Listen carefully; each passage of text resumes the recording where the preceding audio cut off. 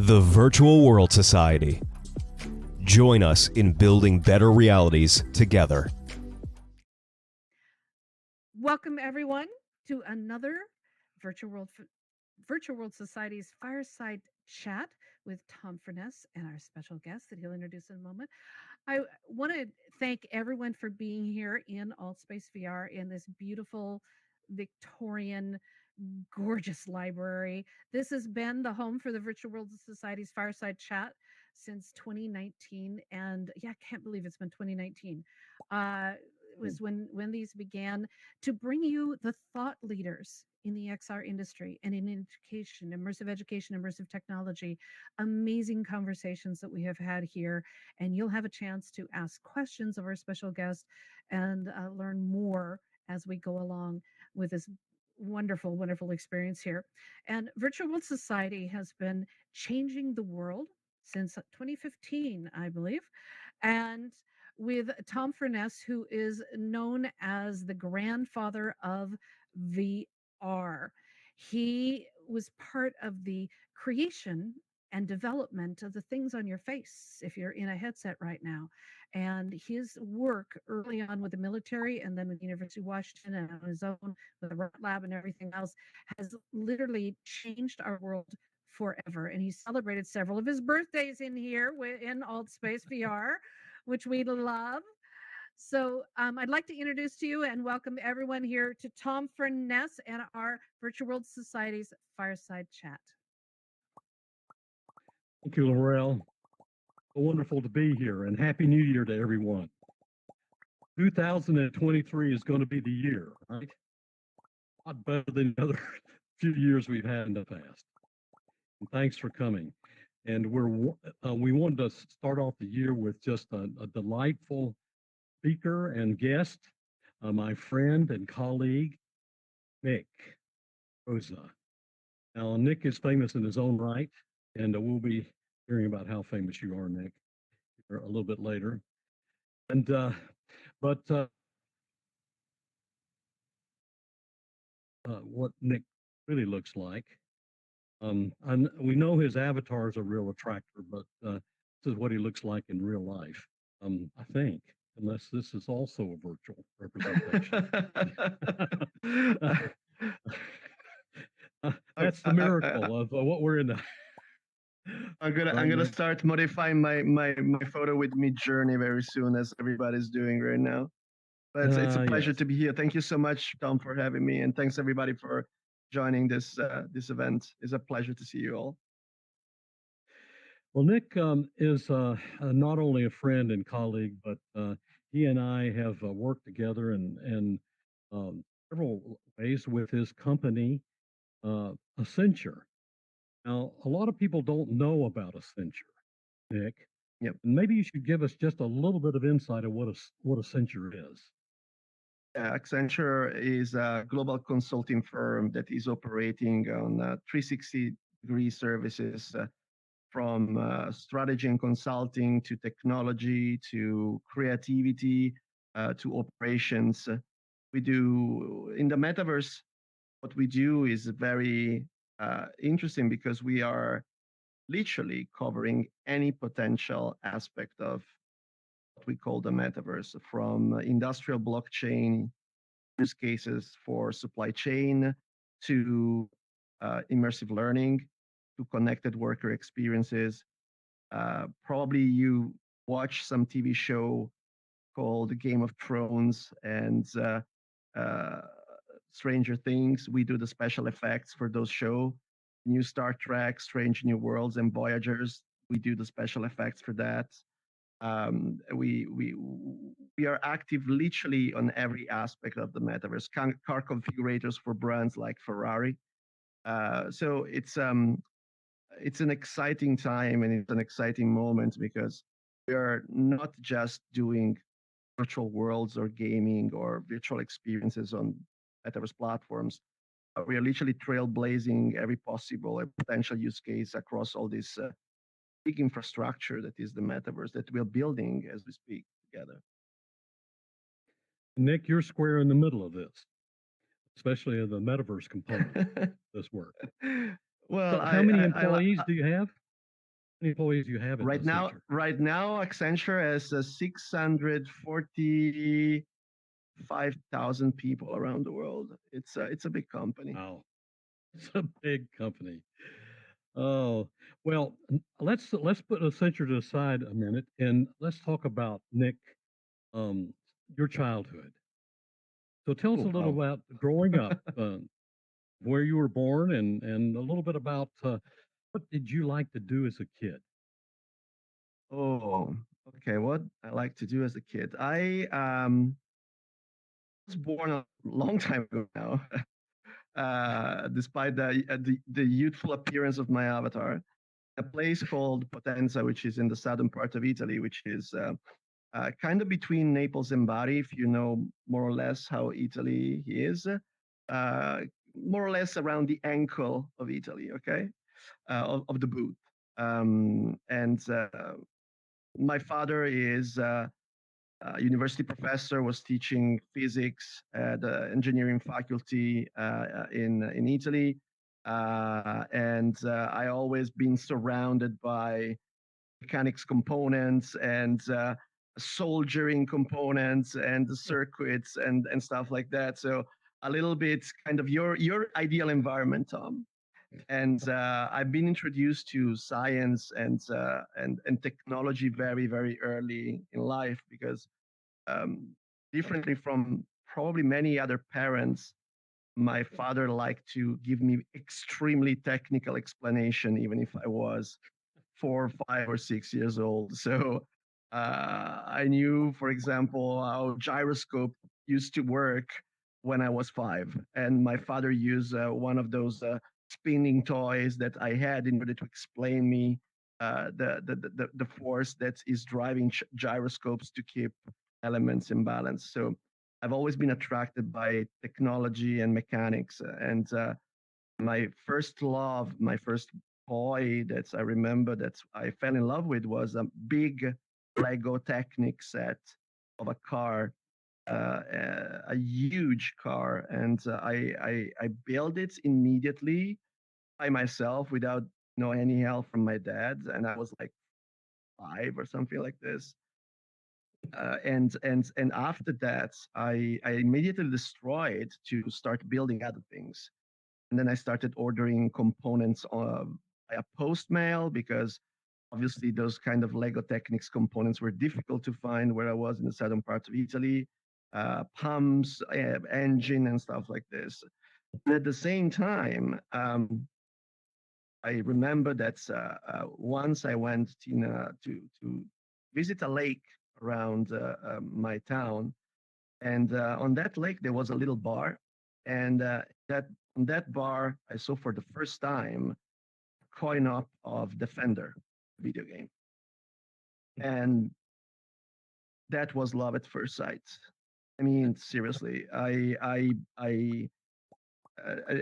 if for the few that you don't know what Defender is one of the first coin operated arcade machine that has been built by a company called Atari, which funny enough I ended up working for a few years later after I started working for Infogram that then changed name into Atari.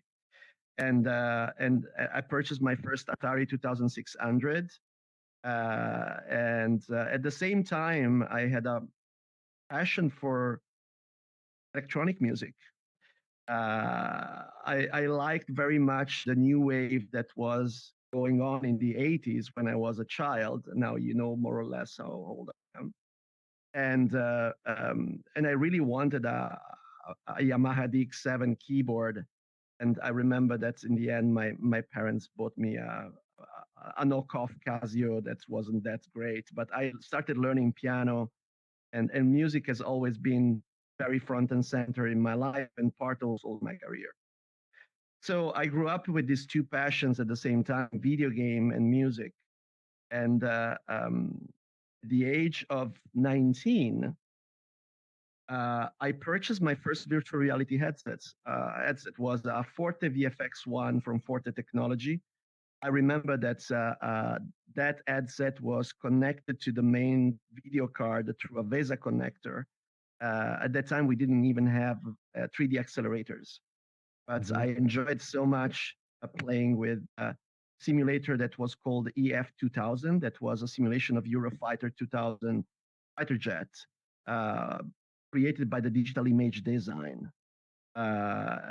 Amazing experience. I used to play also other games like Magic Carpet, and other games that were available for that platform. Ascent, I remember, obviously the Doom and so on. Um, and then I started writing about video games. When I started my university around 19, uh,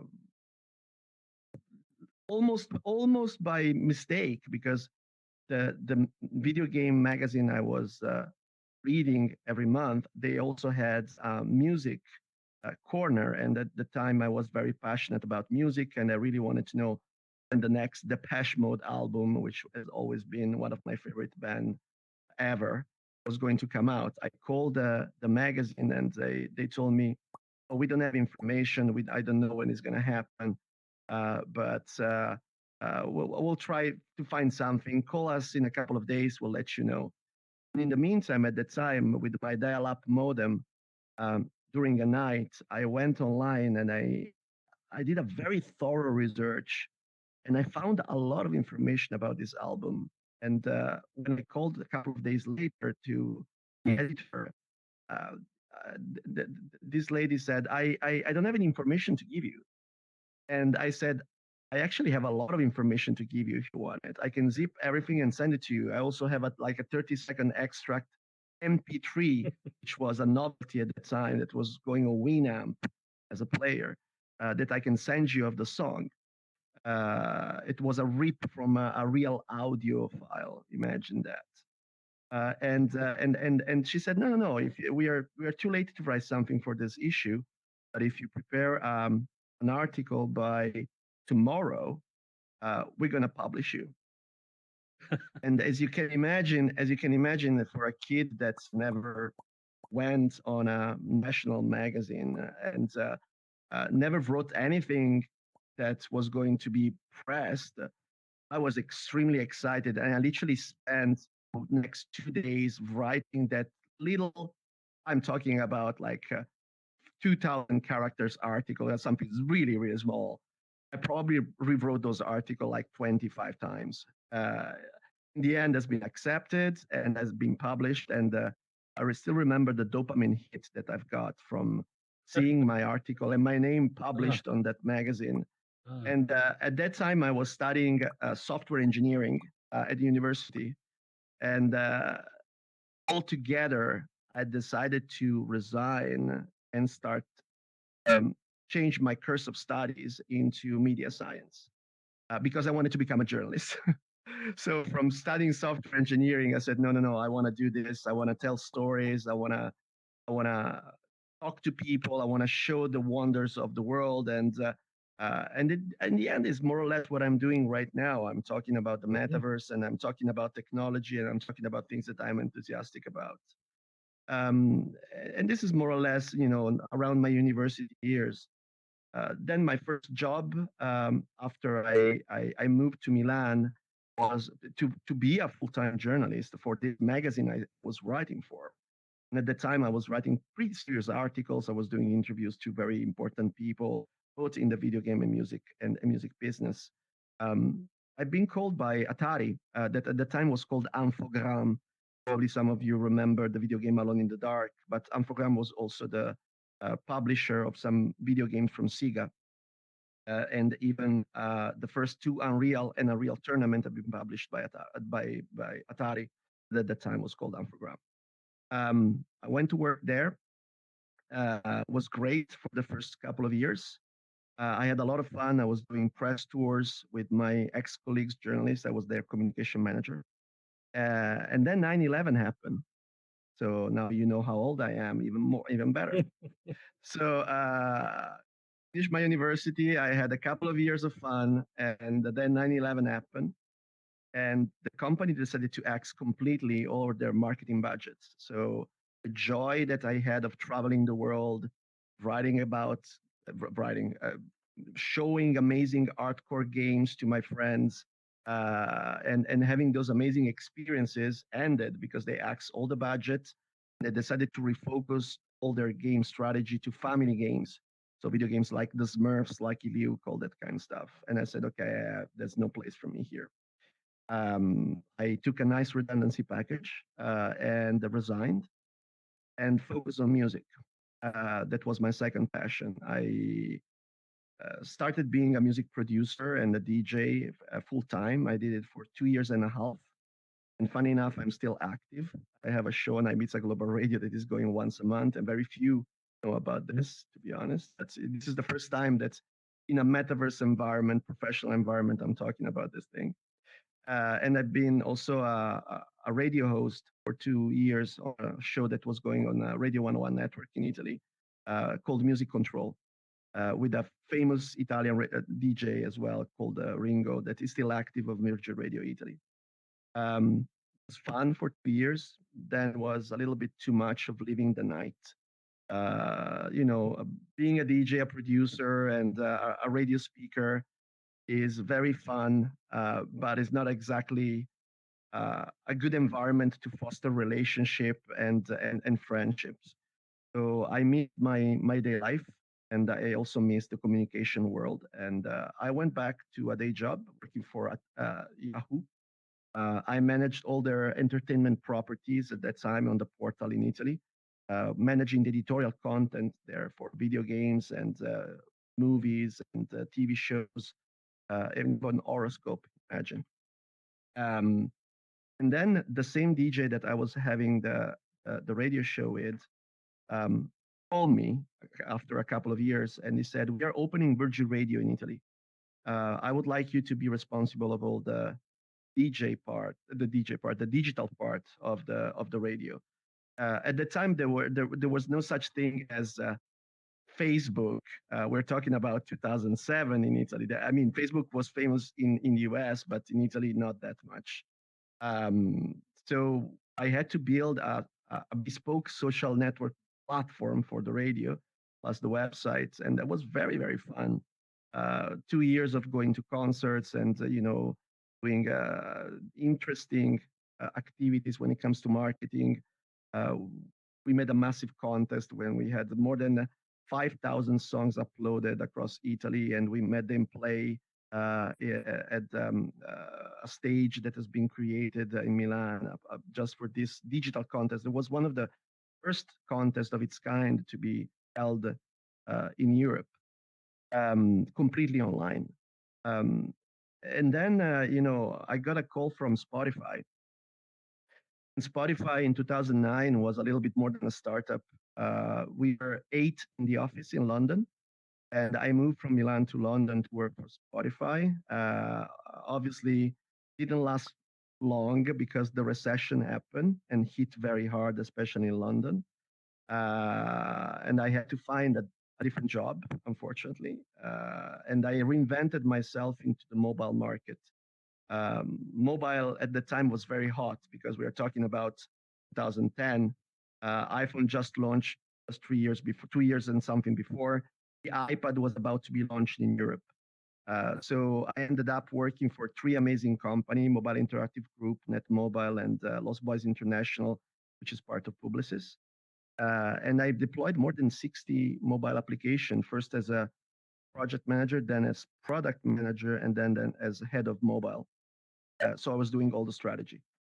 Applications like the official Barclays Premier League, the Chelsea football app, My Vodafone app, even the My Playboy, the Playboy app, the revamp of the Playboy app. I worked on that project. That was fun. We went to Chicago to the headquarters. We met with the leadership. It was interesting project. And then I fulfilled a dream of mine, which was something that I remember I always wanted to do when I was a kid, which was working for a big multinational corporation operating in the consumer electronics and information technology, which was IBM at the time. And IBM arrived in 2015, I think, end of 2014, beginning of 2015, and has been a big school for me. IBM is an incredible company with a fantastic heritage, amazing research facilities. They invented so many patents. It's a shame that the company has been mismanaged for so many years, but I think that the heritage and the culture that is in the company is absolutely incredible. And I learned a lot of things there. They trained me in user-centric design, which is basically uh, the foundation of everything that I do right now. Design thinking, which is a framework for innovation that has been invented by Stanford University professor in the 60s that's is perfect in order to design and define new product services, but also business models. And at that time, I was also leading the Apple IBM Alliance for mobile transformation in media entertainment in Europe. So I went to the Apple campus to be trained in user-centric design by the Apple designers. I spent a wonderful week there doing training with people in Cupertino. And as I said, is still the foundation of everything that I do. And many of the principles that I learned are in my book, Understanding the Metaverse. After the Kickstarter for Oculus happened, I really wanted to get back into VR. And I started pushing IBM to do VR project, but unfortunately, their was more received from Accenture, saying we should lead the extended reality team for Europe. At the time was still called extended reality and not metaverse. I said yes, absolutely, and I went to Accenture and I found an incredible bunch of hyper smart and motivated people, a company that truly believed in the technology and truly believes the technology, and a team that was light years ahead of any other consulting firm that was around. And we right now we are around 2,000 people, and we are doing some amazing work all around the world. And last year in October, I had the honor to have you writing the forewords for my first book, Understanding the Metaverse. That has been a labor of love that I wrote between March 2022 and August 2022. The first draft has been created in only 3 months. So I started writing the book on the 3rd of March 2022, and I delivered the first draft on the 10th of June 2022. We went through a couple of edits, and the book is ended up being exactly as I wanted to be. Fun enough, on the second edit, I rewrote 30% of the book because it's one of those things. It's just typical, you do the first draft, and then you for the first do the first edit, and you think maybe it's okay, and then you read the last edit, knowing that it's going to the press, and you said, okay, I need to rework this completely. And the book is a very snackable, actionable, understandable way to enter the metaverse for any business. It's funny because there's one review on Amazon that says that the book is too plain and simple, and it could have been a blog post. And a lot of authors could say that this is offensive and is not nice. I take it as a compliment. Because something that can be read as a blog post, it means that it's something that is accessible to the masses. And in order to kickstart this business, and in order to have the boats lifted for everybody, and to have more work arriving to everybody, we need more people to understand better what we are talking about and why it's important. So it's important to make technology conversation accessible, and to avoid using too much lingo and too many data that just bloat the conversation without understanding what is the value of what we're talking about for business. And at the same time, the push to write this book wasn't just a divulgation push that I always had since I wanted to be a journalist, but also the divulgative stuff, the divulgative side of writing a book, but also raising the alarm that a technology as powerful as the ensemble of technology that formed the metaverse, an infrastructure as powerful as the metaverse, if misused, could create even more problems and chaos to what we are seeing right now in the world, which is quite a lot already. So we need to understand that the time to the use of the technologies as for the use of the technology, for the sake of using the technology, as we did since the time of fossil fuel and recently with social network, have consequences. Need to think about those consequences a little bit deeper before applying this technology in a wild way to every aspect of our life. And we've seen, especially the lack of regulation, what created in the crypto market. FTX is a glaring example of what, giving this kind of godlike technology to caveman greedy people can create. And we need to be aware of the potential issues and problems that technologies like blockchain, AI, but even fakes, digital identity, uh, impersonation on virtual worlds, virtual avatar that are driven by machine learning algorithms that can learn from biometric data of the user can create. So we need to be aware of these problems. We need to raise this concern with regulators, with governments, but also with the platforms to make them aware that we are aware that their job has to be done in a better way of what has been done until now.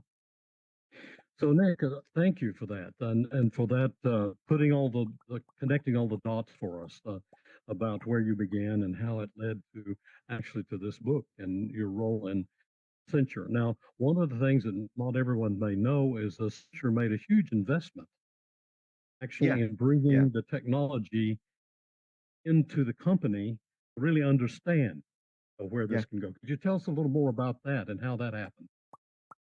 Yeah, so Accenture during the pandemic, I will say first how it happened and then what we did. So as you all know, during the pandemic has been hard for everybody.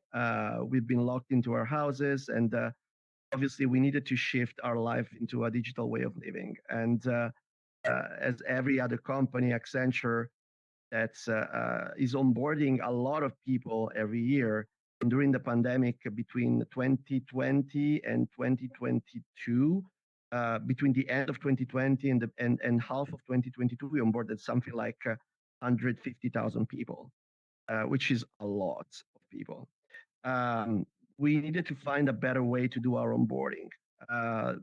Onboarding at Accenture before this investment in VR and virtual worlds was done exclusively during the pandemic, was done exclusively on Microsoft Teams. And Microsoft Teams is a fantastic tool for presentation and for meetings. When it comes to onboarding, and especially when it comes to this, social interaction that we call the virtual campfire. So when people put themselves in a circle and start talking and interacting with each other, networking, understanding what you do,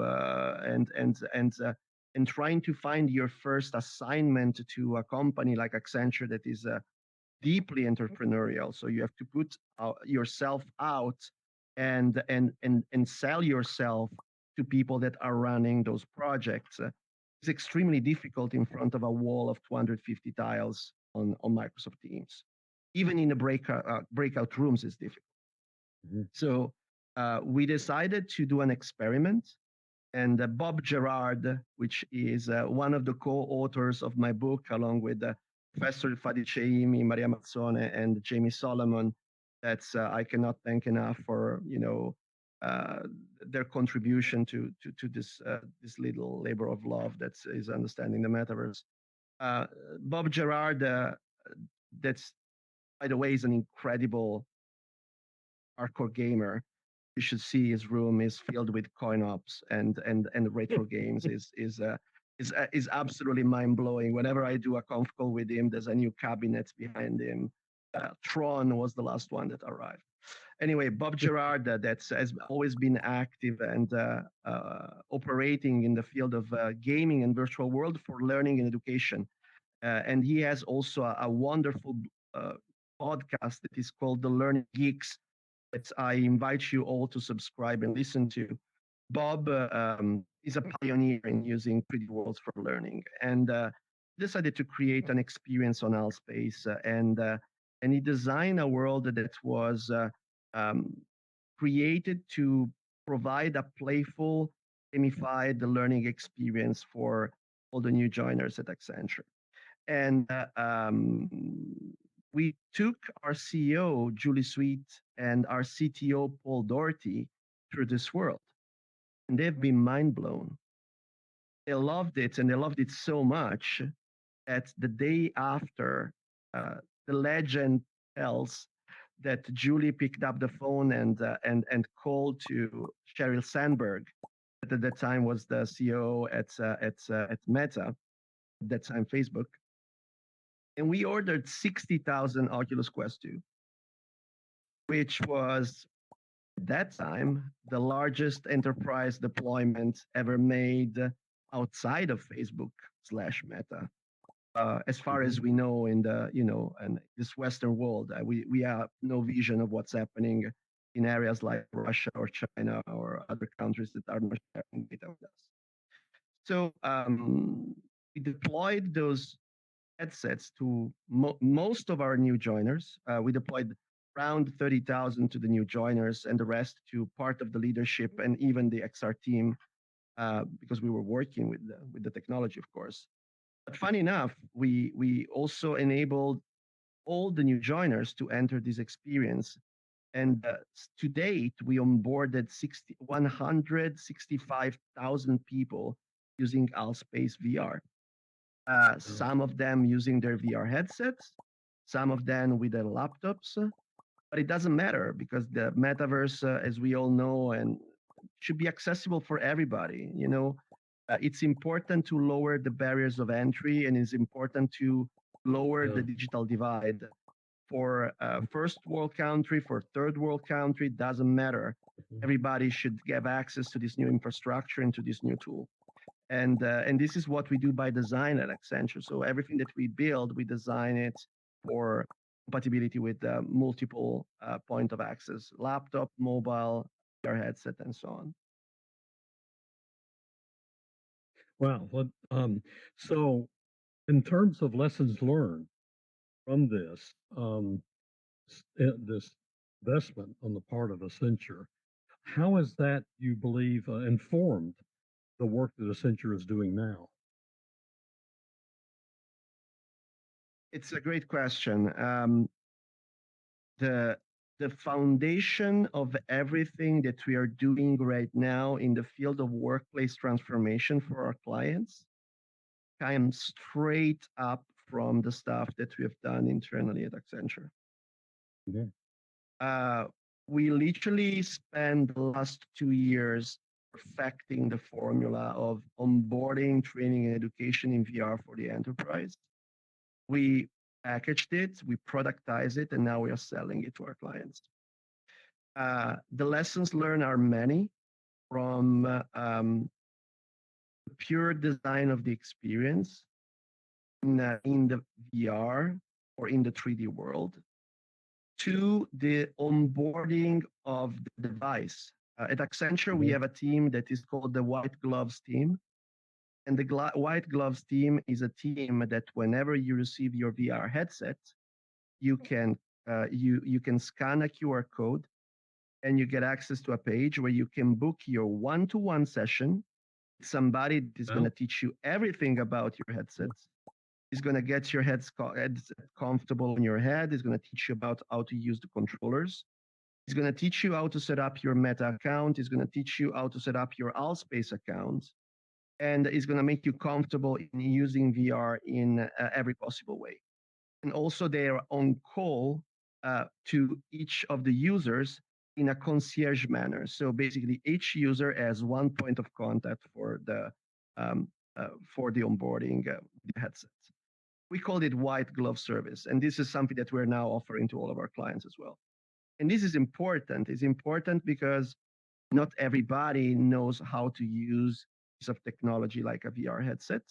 Some are more comfortable in using emerging technologies like VR, younger generation usually. Others are less comfortable.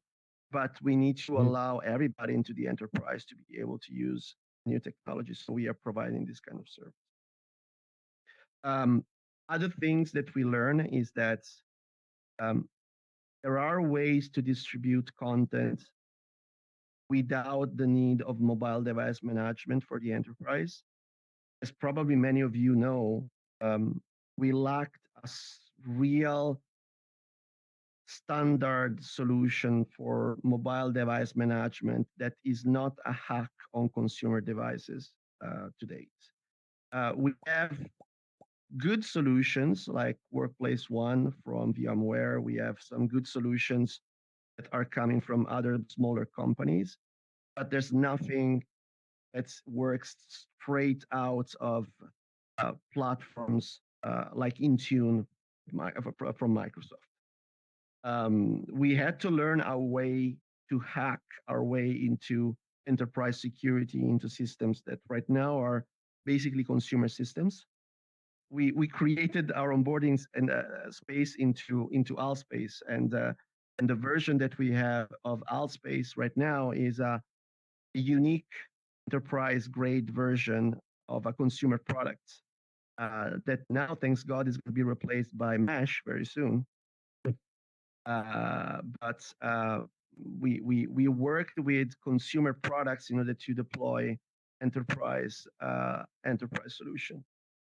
And this is another learning. But we are working also very actively with Microsoft and with Meta in order to define the standards for the next enterprise platform that is Mesh, and the next mobile device management enterprise platform that is Quest for Business.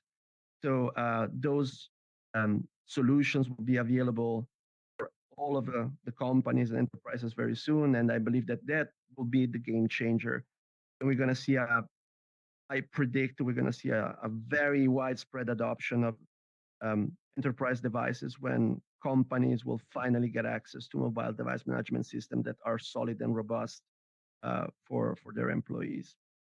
So, Nick, you've mentioned a lot, of course, of the enterprise application of the technology, and of course, there's a lot of we all know a lot of hype about the metaverse is going to change everything, and that enterprise is going to sort of carry the ball on this.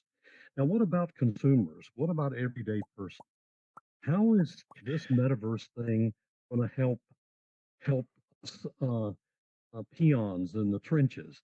How are we going to be happier, more fulfilled as a result of this metaverse? Yeah, it's a great question, and the example that I can give you is one of the example that I gave to my dear friend Nicola Palmarini.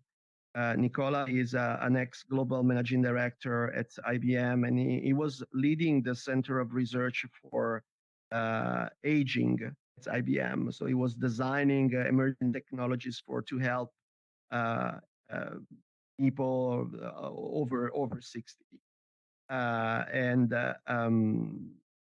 Nicola now is leading the Center of Aging, the National Research Center of Aging in Newcastle in the UK. And I'm going to be there very soon to do a conference with him. Imagine what this kind of technology can do for people that are alone, like, I don't know, grandfathers and grandmothers that never seen their families because their kids or their grandkids are abroad, that they have problems socializing and going out, that have problem walking, people with disabilities. Technology like this can level the playing field for a lot of people. Also, let's not forget that immersive learning and experiential learning is the best way to learn anything. And I believe that probably the next industry that will be disrupted in the next 10 years will be education. Let's imagine that right now, YouTube is the largest repository of learning in the world. YouTube, 50% of the searches that are done on YouTube every day are how-to videos. Why? Because it's audio visual and is easy to remember and is easy to understand. Imagine what a VR technology and immersive technology could do for this kind of training, learning experiences all around the world. Providing low cost, highly scalable, almost automated access to education to third world countries, for example, to people that don't have access to means or to the money in order to send their kids to college and schools. And you know better than me. I mean, with the work that we are doing with the virtual, you are doing, and Accenture is supporting for the virtual world society. You're doing exactly that. So I believe that it's going to be an incredible way to help a lot of people to access high quality education around the world. Also, we are in a phase of our history where people and teenagers from the Philippines, from third world countries, from all around the world, South America, UK, Japan, you name it, Alaska, if they have a good idea and they want to market it on platforms like Roblox or other metaverse platforms, or even NFT initiatives or blockchain and Web3 communities, they could potentially do quite a lot of money in a very easy way. Obviously, we need to be careful about people that are taking advantage of the lack of regulation, and we all seen what happened with FTX. But there are a lot of kids that are actually buying cars and houses for their parents, selling items and games on Roblox right now. And this is something that's it's monumental, because it's for the first time in history of humanity, the possibility of making a career and a living is finally independent and decoupled by the postcode of birth of anybody. So it's a monumental achievement that platforms like virtual worlds and also blockchain technology and Web3 initiatives enable all those people that come from from less fortunate environments. It's super important. Nick, now on the scene we have this OpenAI, a chat GPT kind of thing happening, and not just with text and language, but with art and music. How do you see the convolution of that happening with the metaverse and the impact it could have, and perhaps even some of the dangers that imposes? Oh yeah. Okay. Maybe need another hour for that, but there's a full chapter of my book that is dedicated to the role of AI in the metaverse. There's one thing that we need to understand: the quantity of content in the metaverse, the supply of content for the metaverse will will be surpassed very, very soon by the demand. So people will want new experience. People will want way to interact in a more natural way. People will want natural interfaces to create environments. Exactly. Probably you remember the TV series Star Trek: The Next Generation. They had a holodeck, and they could spawn and create environments just talking to a computer and saying, I want to be in a 1940 nightclub where they're playing jazz music. And you could literally see these environments appearing in front of your eyes. This is exactly the future of natural interfaces for metaverse platforms.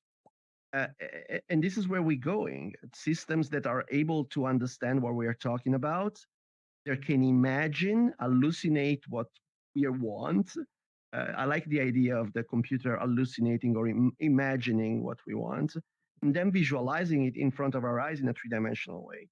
And we are seeing this happening in many ways for music. We're seeing this happening in many ways for art. We're seeing this happening in many ways for text with ChatGPT. That will, by the way, large language system like ChatGPT that is based on GPT 3.5 and GPT-4 that is going to be launched in the very soon in the next few months will play a pivotal role when it comes to the creation of virtual avatars that will interact with us in those virtual worlds. And all of this is wonderful because, again, it's going to lower the playing field for a lot of people that will become creators of worlds and experiences and will be able to share it with a lot of other people.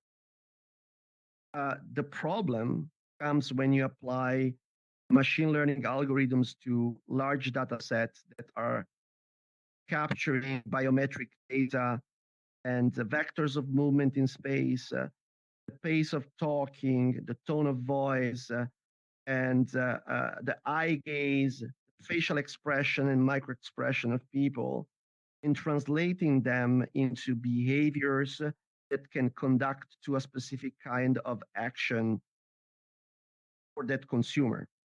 Let me give you an example. If I know what makes your heart skip a beat, if I know what you really like, I can talk you through buying anything that I want.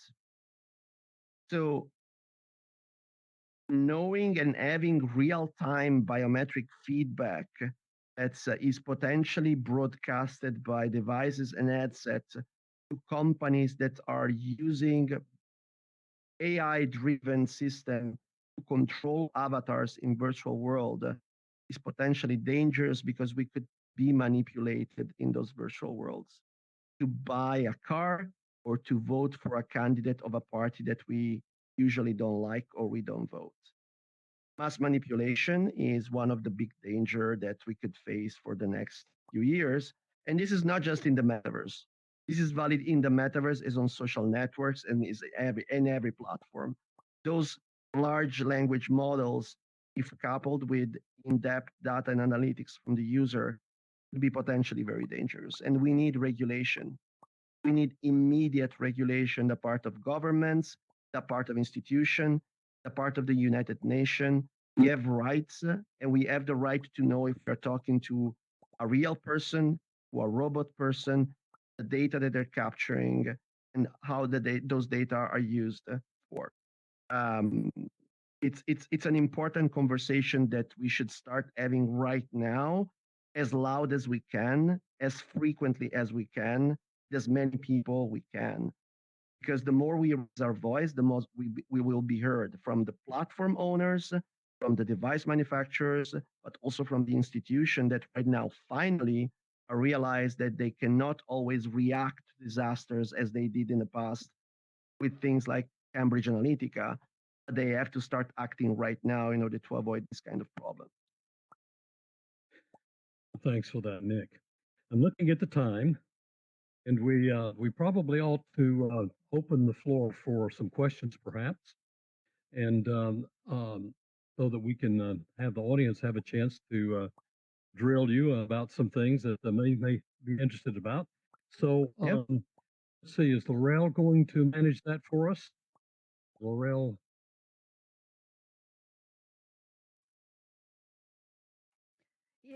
Yes, I am. Sorry.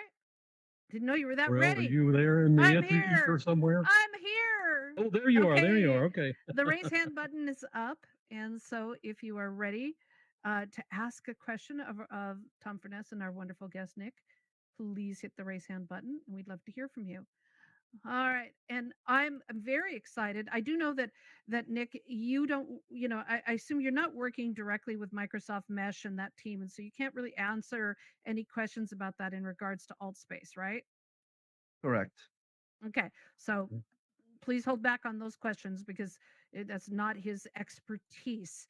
So, all right. It is my expertise, but I'm under NDA. Yes. Yeah. Okay. That works. Okay. So, Vimes, you're up. Yeah, hi there, Nick. pleasure to get to speak. I'm on a MetaQuest Pro now in a home office, chatting away. My question is really about how we start to integrate a more dynamic physical movement into the metaverse. And the reason that I'm asking that is the company I work for actually works with Accenture on this, and we have two of our units at your New York and San Fran offices. And for me, it's one of those things that it's super exciting, the potential to make a dynamic physical metaverse that we're not just stuck teleporting and using joysticks around. And just hear your thoughts on how we encourage that movement and getting people off sofas and really feeling the metaverse is something that's dynamically spatial, Yeah, as opposed to just visually. yeah, and it's a fantastic question. There is a wonderful app. It is available on App Lab, and I think that's right now probably is also available on the Oculus Store. But it's called T for God, and I don't know if you ever played that app. T for God measures space of your available in your room and creates non-Euclidean spaces in order to make you run inside the space that you have available and give you a sense of moving into a larger environment, even if you're in a very small environment. There are also techniques like the saccadic movement of the eyes. So the saccadic movement of the eyes are when basically you look at something and then your eyes move quickly to another place and they go back to where you were looking at. And you do that, it's possible to slightly move the image in order to distort the trajectory of a vector that is going straight into the physical world to make it go in a curved way in order to get advantage of smaller spaces, even if, and give the impression that you're walking in a larger place. There are multiple techniques that right now we are studying, and obviously the Omni treadmill is the dream, having the Ready Player One omnidirectional treadmill. But I think that a seriously good design of the 3D spaces right now can be more than enough to create engaging experiences. And there are some examples right now that are available on the App Store on the MetaQuest Pro, where basically the play field, the area of the game is resized and programmatically generated based on the available space that there's around you, so that you have to turn, you have to move, you have to duck, and you have to do all those actions. I think that gaming is trailblazing the user experience for immersive spaces. We need to be a little bit more smart and learn from the gaming industry and potentially integrate those lessons that some of the game developers, independent game developers, most of the time are adopting and embrace them for the workplace scenarios. Also, I think that's a huge advantage of presence in space will come. Well, finally, we will be able to ditch those controllers that we have in our hands on every platform we go. It will be a standard for hand tracking. And we'll just have to put our headset on and we can interact with everything we want with our hands. That will be a huge, huge game changer. It's something so simple, but that's it's taking so long to adopt. I know that now OpenXR has a standard set of ends that everybody can embed into their programming. I think that that's going to be a big game changer when it's going to be widely adopted by developers all around the world. And also I think that when we're finally going to be able to track legs and the full body using the onboard camera of the headsets, and this is already happening, but it's not as accurate as it should be to be commercially launched at the moment. But as you know, machine learning algorithms are getting more and more advanced every day. So I suppose that probably by the end of this year, we're going to be able to see full body tracking on some VR headsets. Awesome. That's wonderful. Thank you. Oh, oh, they've hung up themselves. So if don't do that. All right, Steph. Thank you. We have a lot of questions here. I'm not sure we can get to everyone, but Steph, you're up next. I'll just do a little quickie here. You've mentioned YouTube as almost like a model for what we might expect in terms of content creative economies or a way of mobilizing it. Do you have a timeline on that? When we can expect to start seeing something like that happen? When we're going to have a platform like YouTube that is going to be widely adopted, we need something that is easy to use, is accessible to all the devices, as a business model that works, and makes money for the company that is launching the platform. Let's not forget that YouTube is tracking data, is tracking your behavior, you're tracking what you're watching, and is serving you advertising that is tailor-made for your Gmail profile. Uh, Companies that are providing services for free basically are tracking your data, and you are the product of their company at the end of the day. So it's important to remember that in order to get innovation, you need to have the convergence of three main factors. First one is the technology. You need to have the right technology available for everybody. The second one is the user experience. So we need to have an easy to use platform and easy to use technology. And the third one is the business model. If you don't have the convergence of those three factors, the iPhone moment, as we call it in innovation, will never happen. So when we're going to have the convergence of those three factors on metaverse platforms, then we're going to have a YouTube moment for creators. Absolutely agree. All right. Do we have time for a couple more, Tom? Sure, let's press ahead. Okay. Okay. Want to make sure. All right. Thank you, Steph. All right, Cece, you're up. Thank you very much. Can you hear me all right? Mm-hmm. Yes. I'm glad that Steph asked that question because mine is kind of similar.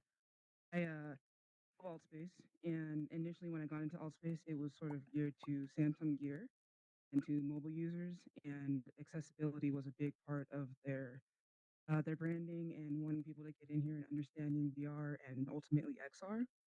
I'm wondering if you can sort of build off of her question regarding YouTube, because YouTube sort of, yeah, from my understanding, what I've learned from Altspace, that they sort of modeled Altspace as a way to be or provide people to have a channel that would be within the metaverse that was similar to YouTube.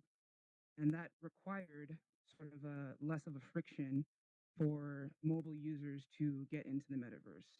And that was sort of web-based, WebXR, um, more like you were saying into the gaming side of things, and coming more from the cinematic art side of things. And that's where there's higher quality things, hard to get into the metaverse, hard to be on mobile platforms. But reason, or one of the reasons for creating in the metaverse, is for education, is for entertainment. The combining of the two for edutainment and interaction. Yep. 6-year-olds, Which is the best way to learn. And that's sort of a movement, a silent movement, if you will, if you understand the internet. And so I'm wondering if you can give some talking points as well as maybe some stop gaps around, and possibly repeat the three a phone moment mentions that you just mentioned with your question. With regards to not the timeline with YouTube, but the timeline with mobile XR, and possibly a limit with concerned with quality and performance. Yeah, it's an exceptionally complex question, but I'll try to answer in the best way I can. But thanks for asking. So the biggest problem right now of this infrastructure, because let's not forget that when we're talking about the metaverse, we're not talking about virtual 3D platforms. We're talking about an infrastructure, which is very, very deep. There's a lot of layers on its cake.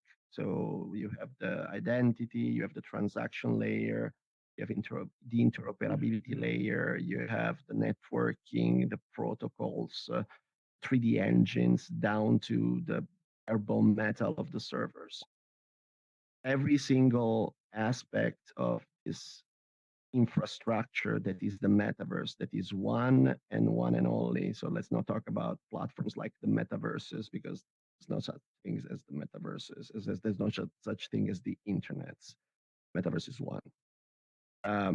Every single aspect of this, every single layer of this cake needs huge innovation in order to achieve this vision of highly hyperscaled interconnected network of 3D worlds where millions of users can interact, play, learn, and transact with each other, bringing their identity from one 3D world to the other, and their asset from one 3D world to the other. The first thing that we need to solve, and is the most pressing problem in order to have this widespread adoption, and even this facilitated mobile access that will unlock millions of devices around the world to access this platform. I believe that is standards. We don't have standards for this thing. If you do a piece of content that is self-contained on a platform and remains there. If you do a video right now, you can put it on Vimeo, you can put it on Netflix, and you can put it wherever you want. You can put it on YouTube, okay? It's a video. It's encoded, it's an MP4, it's a standard of compression, and you can broadcast it wherever you want. Right now, we started seeing the first standards for the metaverse, but they're not defined 100%, and also they're not widely adopted by platforms. Also, we don't have this interoperability of the platforms in terms of identity. So if I want to show you an immersive experience into Roblox, an immersive experience that I purchased on another platform, and I want to take you through that experience because you're my best friend and I want you to see it and experience it, because it's like when you bring a movie to a friend as a Blu-ray and you want to show it to the person, you cannot do it.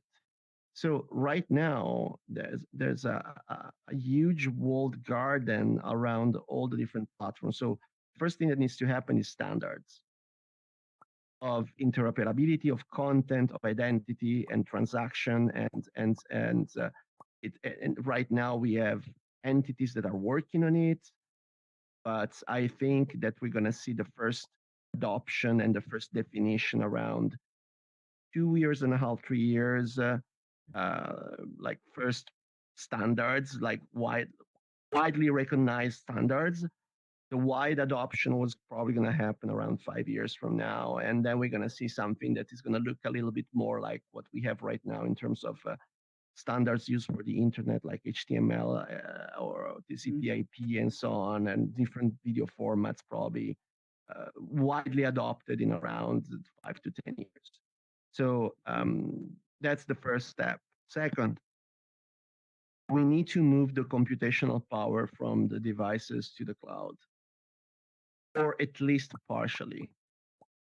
To have a rich experience, we cannot rely on the computational power of those devices. Because right now we are talking about mobile phones. In the future, we will talk about headsets. So if you put a very powerful processor on your face, that powerful processor has a capacity that's derived by the wattage that is going inside that processor. So that wattage is producing heat. So if you put a very powerful processor on your face, it's going to melt your face, right? So what you want is to find a way to relieve that processor from the burden of highly complex computational calculation that are necessary for a rich experience in the metaverse. And there are two solutions right now, probably more than two. I know right now from the top of my head, two come to my head. The first one is the most obvious one, which is pixel pushing, which is what NVIDIA is doing with CloudXR, like Google Stadia, basically. So you render everything in the cloud and is broadcasted with low latency and high bandwidth. And a 4K resolution to the device. It's okay as long as all the infrastructure that goes from the server that is calculating the image down to your device is stable. Mhm. If even one of the points of the chain is unstable, the experience is poor. There's another solution which is more elegant, and I think that you will like it. Probably you know what I'm talking about. I'm sure that you know what I'm talking about, which is geometry pushing. Geometry pushing is a different way of doing cloud rendering, which is render the geometry of a very complex scene in the cloud and optimize the geometry, removing any invisible polygon from the rendering pipeline that is then sent optimized to the device. And when you send that amount of data, first of all, is way smaller. Second, is faster. And third, you can create a sort of a bubble of buffer around the user. So if the user moves the head quickly and there's a lack of connectivity to the server, the tracking still works. So the computation is done anyway on the edge, so on the device itself. But the calculation is highly optimized to avoid the requirement of very heavy processors on the user faces or on mobile phones. And this is a second thing. And then the third thing, as I told you, we need to find a viable business model that works for everybody, not just for the companies that are launching the platforms, but also and above all for the creators. Because if it works for the creators, then the creators will flock. The content will be a lot, and with time, it will increase with quality. Let's not forget, I don't know if you were there, but I was there when YouTube has been launched. The first YouTube videos were pretty terrible. Now, I watch mainly YouTube. I barely watch TV because there are some amazing channels that you can watch over there. So it's a matter of time, but these platforms will arrive. The problem is that we are all pioneers right now, and we are literally creating the blueprint of this new way of living, interacting, and working, and we have to do it the best way we can. Also thinking about inclusivity, diversity, the ethical aspect of the metaverse, sustainability, and so on. So that's one of the reasons why I wrote the book as well. I hope this answered your question. Yeah, Yeah. that was a great ending. I was to say thank you for sharing your knowledge as a Yeah. creator. I appreciate your input and just helping us understand sort of where the rest of the industry is. So when we create, we can sort of help push those gaps and maybe make it faster or easier or all the above. So thank you very much for your answer. I appreciate Thank it. you, Cece. All right, thank you. Well, we're pretty much out of time, and I want to We're out of thank time. everyone. Yeah, we are. It's 12 minutes over, and I want to make sure that the audience may have a few minutes. Nick, are you going to be able to? I know Tom, you're ready to get to your water slide, but he's in Hawaii having a great time. Anyway, you're In going my to bathing play suit right now. in your bathing suit. Yes, but Nick, can you hang around here for a few minutes to answer some questions? Yeah, I'm gonna directly? be able to stay here for a few minutes. It's quite Okay. late here in London, but I'll be happily have a chat with all the Okay. attendees. All right, wonderful. Well, So, let me Tom, last words? last words. I just want to thank Nick. Oh gosh, Nick, this has been fantastic. We could go on for a few more hours, and maybe we need to invite you back for part Absolutely. 2. Let's make it happen. In the interim, this book is fantastic, and I was honored to work with him at Rocking Forward for the book, and I got a chance to read it, at least one of the iterations. I got a chance to read beforehand, and it is amazing, and it is a work of the heart. And so that's your homework assignment, is to download it or purchase the book and certainly read that. And so, also, Nick, we're going to want to have you back again sometime. And we will be, unfortunately, this is the last time we're going to be in this space. It's sort of like a real space, isn't it? I mean, we love this library, and a lot of wonderful things have happened in this room. It's sort of interesting that it doesn't exist. It does exist in our heads. And we can remember that. Before coming here, I went around taking pictures, sort of put in my scrapbook of this wonderful space. Our next fireside chat will be on Thursday the 23rd. We have going to have a really amazing opportunity to visit with some folks involved in the Togetherverse and hear about that. Then I want to remind you that we do have our next podcast, and Nick, you're going to be on the docket to get into that too. We'd love to have you Wonderful. in our podcast, and we have new episodes every Friday, and you can visit those on iTunes or Spotify as well. Also, we have our next newsletter.